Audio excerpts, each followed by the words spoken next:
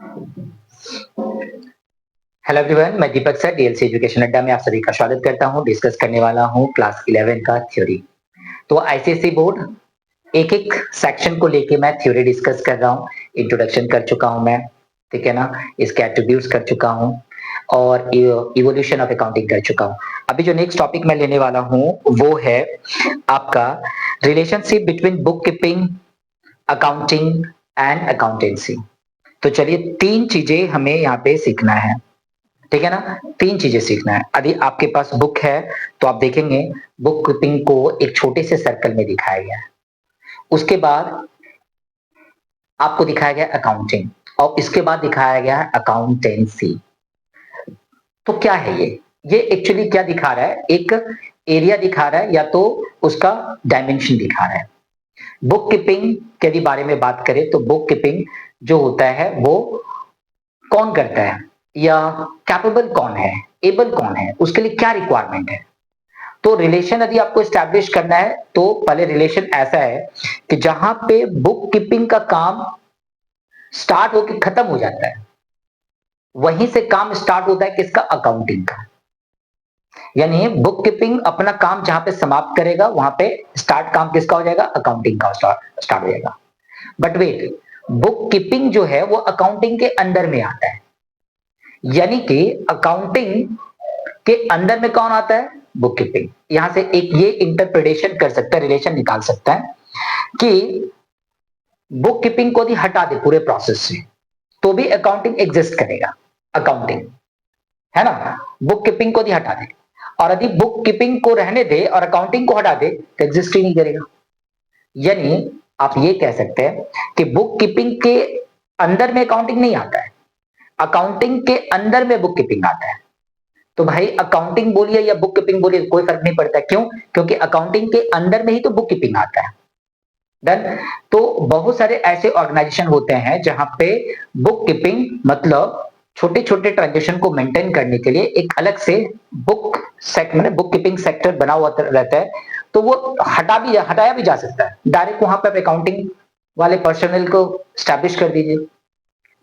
तो ये हुआ बुक कीपिंग और अकाउंटिंग के बारे में। अभी हम बात करें अकाउंटेंसी। अकाउंटेंसी क्या है? ओवरऑल है सर।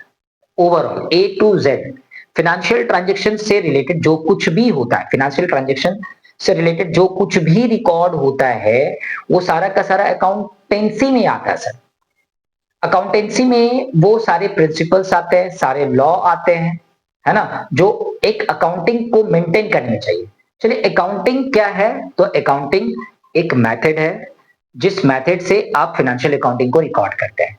बट सर अकाउंटेंसी वो सब्जेक्ट मैटर है जहां से आप सीख के आते हैं कि कैसे रिकॉर्ड करना है ना। वो सारे प्रिंसिपल, वो सारे लॉ आपको कहां सीखने को मिलता है? अकाउंटेंसी के अंदर मिलता है ऐसा सीखने के लिए।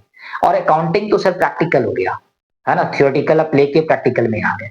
तो इस तरह से हम लोग करते हैं, एक एक करके सभी के बारे में थोड़ा थोड़ा जानना होगा। तो सबसे पहले मैं बुक कीपिंग के बारे में कुछ इंफॉर्मेशन आपको दे दूं। पहला पॉइंट है scope. Book keeping is a process of identifying financial transactions and events, measuring them in terms of money, recording, classifying etcetera. Accounting is accounting in addition to bookkeeping is a process of summarizing the recording transaction events, interpretation them, communicate them etc.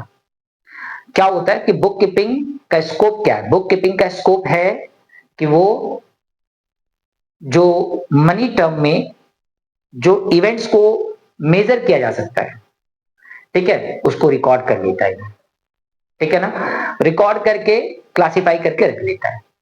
इसके बाद क्या होता है? In addition में आता है accounting. अब जो रिकॉर्डिंग हो चुका है उस रिकॉर्डिंग के ऊपर में काम कौन करता है? अकाउंटिंग। अकाउंटिंग क्या करता है?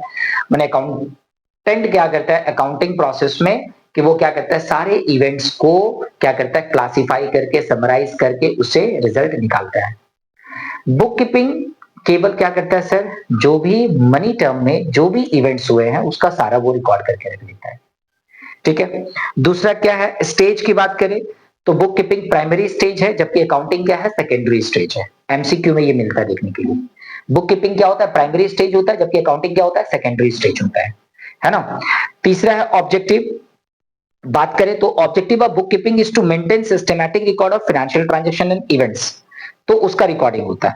जबकि अकाउंटिंग का जो ऑब्जेक्टिव बात करें तो ये केवल रिकॉर्डिंग करने का ही ऑब्जेक्टिव नहीं रखता है, ये उससे रिजल्ट इंटरप्रिटेशन करने का भी ऑब्जेक्टिव रखता है।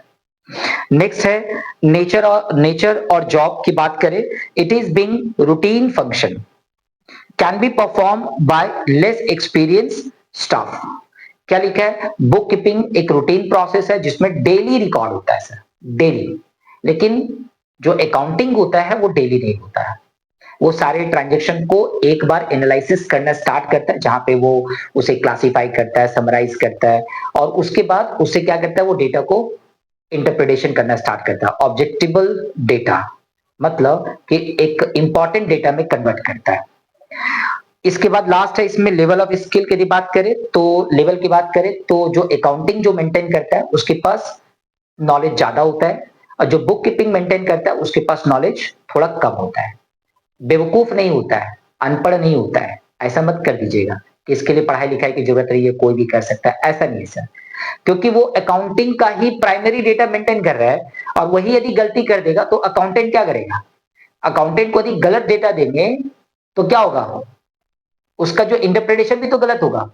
तो एक बेस तैयार करता है सर बुक कीपिंग, या बुक कीपर क्या करता है, बेस तैयार करता है। ठीक है, वो लेस एक्सपीरियंस्ड है, उसके पास उतना नॉलेज नहीं है कि वो ऑब्जेक्टिबल डेटा प्रिपेयर कर सके या एनालिसिस कर सके।